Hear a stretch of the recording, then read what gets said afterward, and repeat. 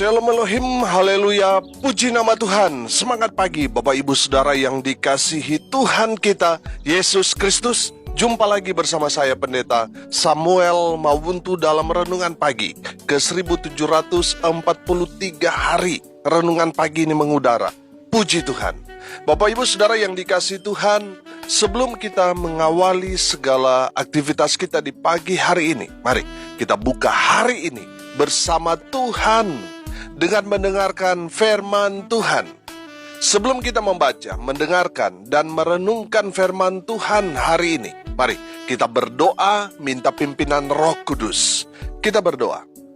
Bapa di surga, berbicaralah kepada kami semua. Pakai firman Tuhan ini untuk menegur kami, menasihati kami, menguatkan kami, meneguhkan iman percaya kami, dan menuntun kami supaya kami terus berjalan di jalan Tuhan yang benar. Dan pakai firman Tuhan ini untuk memberkati kami semua. Di dalam nama Tuhan Yesus yang adalah firman Allah yang hidup, kami berdoa. Amin. Haleluya. Bapak Ibu Saudara yang dikasihi Tuhan, bersama dengan saya kita akan belajar Alkitab dari kitab Kejadian sampai kitab Wahyu. Dan sekarang ini kita sudah ada di kitab Imamat pasal 2 ayat 1 sampai ayat 16. Di bawah perikop korban sajian. Demikian firman Tuhan. Apabila seseorang hendak mempersembahkan persembahan berupa korban sajian kepada Tuhan, hendaklah persembahannya itu tepung yang terbaik, dan ia harus menuangkan minyak serta membubukkan kemenyan ke atasnya. Lalu korban itu harus dibawanya kepada anak-anak Harun, imam-imam itu. Setelah diambil dari korban itu tepung segenggam dengan minyak beserta seluruh kemenyannya, maka imam haruslah membakar semuanya itu di atas mezbah sebagai bagian ingat-ingatan korban itu, sebagai korban api-apian yang baunya menyenangkan bagi Tuhan. Korban sajian selebihnya adalah teruntuk bagi Harun dan anak-anaknya, yakni bagian maha kudus dari segala korban api-apian Tuhan. Apabila engkau hendak mempersembahkan persembahan berupa korban sajian dari apa yang dibakar di dalam pembakaran roti, haruslah itu dari tepung yang terbaik, berupa roti bundar yang tidak beragi, yang diolah dengan minyak, atau roti tipis yang tidak beragi, yang diolesi dengan minyak. Jikalau persembahanmu merupakan korban sajian dari yang dipanggang di atas panggangan, haruslah itu dari tepung yang terbaik, diolah dengan minyak, berupa roti yang tidak beragi. Korban itu harus dipotong-potong, lalu kau tuangkanlah minyak ke atasnya. Itulah korban sajian. Jikalau persembahanmu merupakan korban sajian dari yang dimasak di dalam wajan, haruslah itu diolah dari tepung yang terbaik bersama-sama minyak. Maka korban sajian yang diolah menurut salah satu cara itu haruslah kau persembahkan kepada Tuhan, yakni harus disampaikan kepada imam yang membawanya ke mezbah. Kemudian imam harus mengkhususkan dari korban sajian itu bagian ingat-ingatannya, lalu membakarnya di atas mezbah sebagai korban api-apian yang baunya menyenangkan bagi Tuhan. Korban sajian selebihnya adalah bagian Harun dan anak-anaknya, yakni bagian maha kudus dari segala korban api-apian Tuhan. Suatu korban sajian yang kamu persembahkan kepada Tuhan, janganlah diolah beragi, karena dari ragi atau dari madu tidak boleh kamu membakar sesuatu pun sebagai korban api-apian bagi Tuhan. Tetapi sebagai persembahan dari hasil pertama, boleh kamu mempersembahkannya kepada Tuhan. Hanya janganlah dibawa ke atas mezbah menjadi bau yang menyenangkan. Dan tiap-tiap persembahanmu yang berupa korban sajian haruslah kau bubuhi garam. Janganlah kau lalaikan garam perjanjian Allahmu dari korban sajianmu. Beserta segala persembahanmu haruslah kau persembahkan garam. Jikalau engkau hendak mempersembahkan korban sajian dari hulu hasil kepada Tuhan, haruslah engkau mempersembahkan bulir gandum yang dipanggang di atas api, emping gandum baru, sebagai korban sajian dari hulu hasil gandummu. Haruslah kau bubuh minyak dan kau taruh kemenyan ke atasnya. Itulah korban sajian. Haruslah imam membakar sebagai ingat-ingatannya sebagian dari emping gandumnya dan minyaknya beserta seluruh kemenyannya sebagai korban api-apian bagi Tuhan. Amin. Haleluya. Bapak Ibu Saudara yang dikasihi Tuhan, hari ini kita akan belajar tentang apa itu korban sajian. Mari kita lihat, asal kata sajian berasal dari kata saji. Menurut arti Kamus Besar Bahasa Indonesia, saji artinya adalah hidangan, makanan yang berupa lauk pauk. Jadi sajian berarti mempersembahkan hidangan berupa makanan untuk Tuhan. Haleluya. Pertanyaannya sekarang, kenapa Tuhan diberikan sajian? Apakah Tuhan lapar? Sama seperti kita manusia, sehingga Tuhan meminta umatnya untuk memberi sajian kepada Tuhan. Tentu tidak, saudara. Tuhan tidak makan makanan yang kita sajikan, tidak. Yang menyenangkan hati Tuhan itu bukan makanannya, tapi niat hati saudara yang mau memberikan sesuatu yang paling terbaik kepada Tuhan sebagai korban sajian. Niat hati saudara yang tulus, yang bersih itu, yang suci itulah yang menyenangkan hati Tuhan. Amin. Haleluya. Saya percaya bahwa seseorang yang mengasihi Tuhan, tandanya dia pasti suka memberi, saudara. Amin. Coba saudara perhatikan, ketika seseorang sedang jatuh cinta, saudara lihat, apa yang pasangannya minta pasti dia akan penuhi sebagai wujud cintanya kepada pasangannya itu. Betul? Bapak Ibu Saudara yang dikasihi Tuhan, seseorang yang mengasihi Tuhan, pasti dia suka memberi, saudara. Memberi dalam konteks ini adalah memberikan korban persembahan kepada Tuhan. Haleluya. Kalau saudara memperhatikan kebenaran firman Tuhan ini, ada 4 kali dikatakan di sana, haruslah itu dari tepung yang terbaik. Haleluya. Bapak Ibu Saudara yang dikasihi Tuhan, untuk Tuhan, selalu saya katakan, kita harus memberikan yang excellent buat Tuhan. Harus yang paling terbaik, harus yang kualitas nomor 1. Amin. Haleluya. Tepung untuk membuat sajian untuk Tuhan harus tepung yang paling terbaik. Haleluya. Bapak Ibu Saudara yang dikasihi Tuhan, Tuhan itu maha tahu. Dia tahu kualitas pemberian kita sampai sedetil itu pun. Sampai tepung, sudah perhatikan, Tuhan perhatikan. Saudara yang dikasihi Tuhan, tepung itu kan salah satu bahan dari korban sajian itu. Tapi Tuhan meminta supaya kita memperhatikan ketika kita memberikan korban sajian, tepungnya harus yang paling terbaik. Amin. Mungkin kue yang saudara buat kelihatannya sempurna, tapi kalau bahannya kelas nomor 2, Tuhan tidak akan menerima pemberian saudara itu. Betul? Karena ukuran Tuhan, sajian itu harus terbuat dari bahan-bahan yang paling terbaik. Amin. Kalau saudara berkata, yang terpenting saya sudah bawa korban sajian untuk Tuhan, Pak Pendeta. Kalau saudara tidak memberikan yang paling terbaik buat Tuhan, lebih baik jangan memberikan korban sajian, karena percuma, Tuhan tidak akan terima.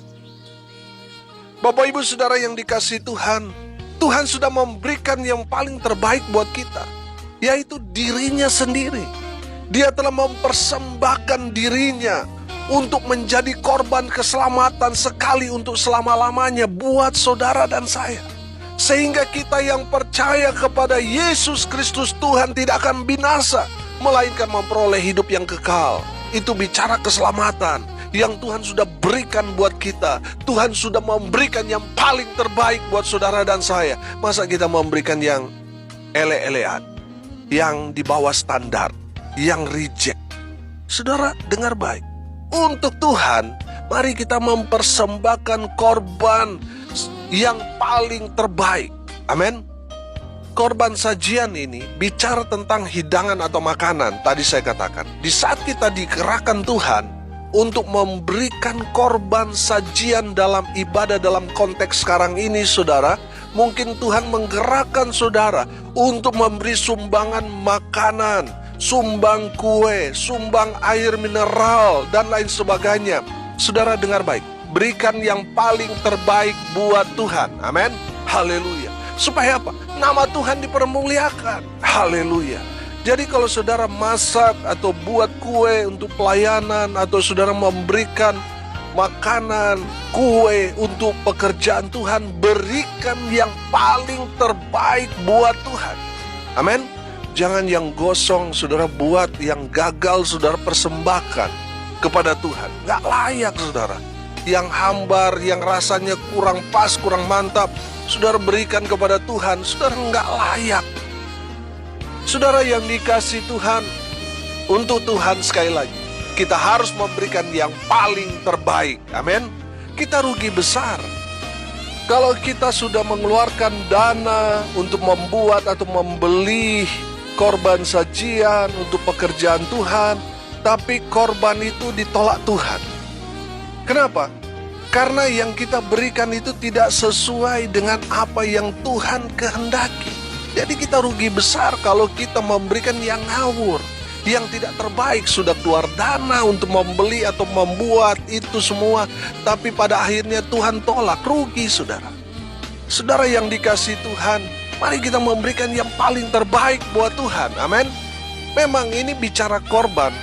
Jadi ada sesuatu yang kita korbankan ketika kita memberikan persembahan buat Tuhan. Yang kita korbankan mungkin itu dana kita. Seperti persembahan janda yang memberikan persembahan kepada Tuhan di bait Allah. Janda itu hanya memiliki 2 peser. Hanya itu yang dia miliki. Tapi janda itu tahu kalau seseorang datang kepada Tuhan tidak boleh dengan tangan hampa. Artinya apa? Dia harus datang membawa sesaji atau persembahan yang dia persembahkan kepada Tuhan. Saudara yang dikasih Tuhan, ketika kita datang kepada Tuhan, kita tidak boleh tidak harus membawa korban persembahan untuk Tuhan. Amin. Haleluya. Saudara yang dikasih Tuhan, saya heran. Kalau memberikan untuk Tuhan, persembahan tidak ada. Tapi kalau mau beli rokok, mau beli minuman, ada saudara. Dia berusaha untuk hutang sana-sini, untuk memenuhi kebutuhannya yang merugikan kesehatannya. Tapi untuk Tuhan, saudara, hitung-hitungan. Saudara yang dikasih Tuhan, saya percaya pendengar tidak ada seperti itu. Amin. Saudara yang dikasih Tuhan, dengar baik. Sesuatu persembahan yang tidak ada pengorbanan di dalamnya, itu bukan korban persembahan, itu persembahan syukur. Lihat, waktu orang kaya itu memberikan persembahan di bait Allah, dia memberikan kan dari kelimpahannya. Sementara janda ini hanya memberikan 2 peser. Itulah harta satu-satunya yang dia miliki, tapi dia persembahkan kepada Tuhan. Ada satu hal yang dia korbankan. Mungkin dia korbankan makanannya hari itu, atau makanannya beberapa hari itu dia akan puasa dan lain sebagainya. Ada yang dia korbankan, saudara. Itulah korban persembahan.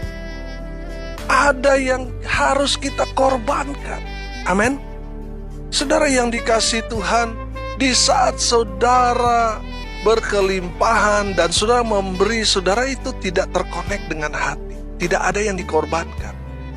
Tapi kalau yang kita berikan kepada Tuhan, ada yang kita korbankan. Dan kita ada damai sejahtera di dalamnya ketika kita memberikan korban untuk Tuhan itu. Oh, haleluya. Itu yang Tuhan kehendaki. Itulah yang menyenangkan hati Tuhan. Saudara yang dikasih Tuhan, saya menangkap pesan yang luar biasa dari kebenaran firman Tuhan ini. Orang yang kaya bukan dilihat materinya, tetapi yang Tuhan lihat adalah kaya hati. Amin. Walaupun mungkin bagi pandangan dunia dia orang miskin, tapi dia seperti janda di Sarfat. Dia memberi untuk hamba Tuhan Elisa. Dan saudara lihat, ada yang dikorbankan di sana, yaitu makanannya. Itu makanan terakhir dia bersama dengan anaknya. Tapi ketika dia berbagi, saudara, dia memberi, ada sesuatu yang dia korbankan. Oh haleluya.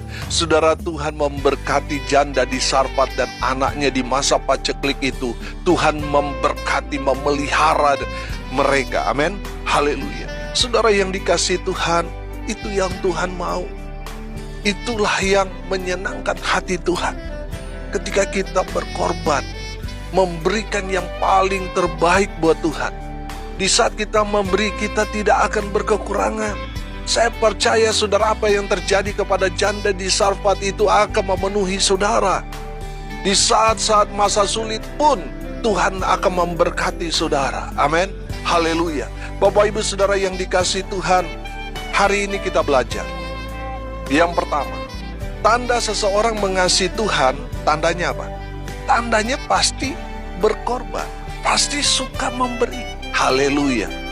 Yang kedua, korban sajian untuk Tuhan harus yang apa? Yang paling terbaik. Bahannya, pembuatannya, pemberiannya harus yang paling terbaik. Karena itu bukan untuk manusia, tapi untuk Tuhan harus yang kualitas nomor 1. Haleluya. Yang ketiga saudara, kenapa kita harus memberi korban yang paling terbaik buat Tuhan? Karena itulah korban yang menyenangkan hati Tuhan. Haleluya. Mari kita berdoa.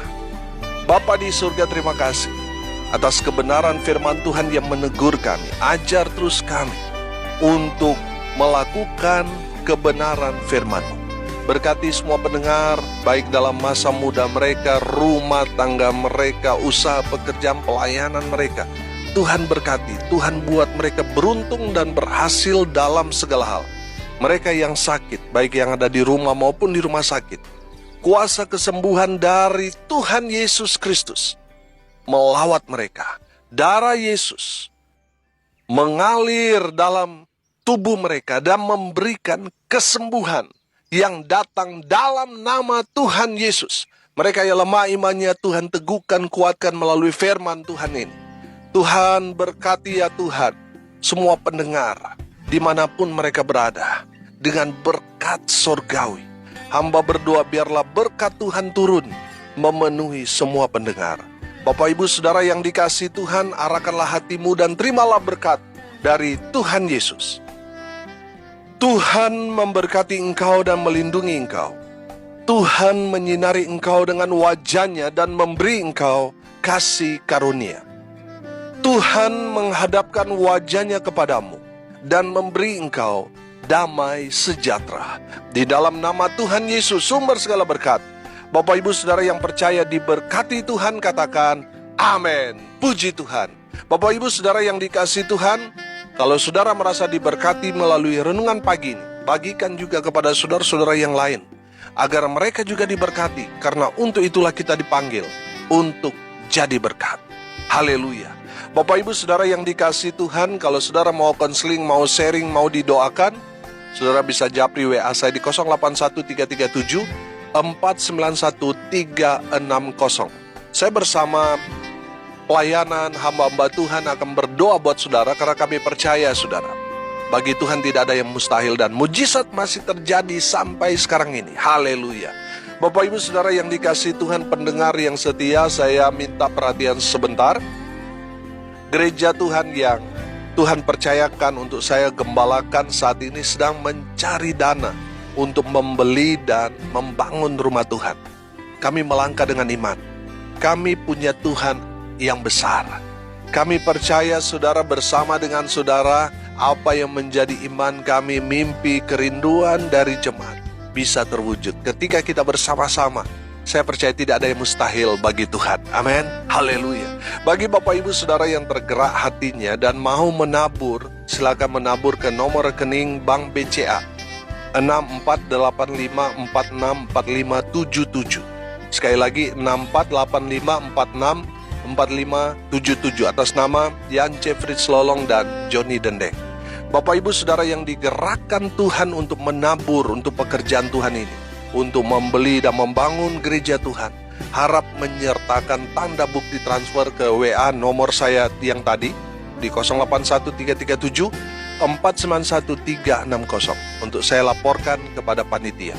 Bapak Ibu Saudara yang sudah menabur, saya ucapkan banyak terima kasih. Tuhan Yesus memberkati saudara dengan luar biasa. Haleluya. Salam kasih dari Bali. Saya Pendeta Samuel Mawuntu. Sampai jumpa besok pagi. Tuhan Yesus memberkati kita semua. Haleluya.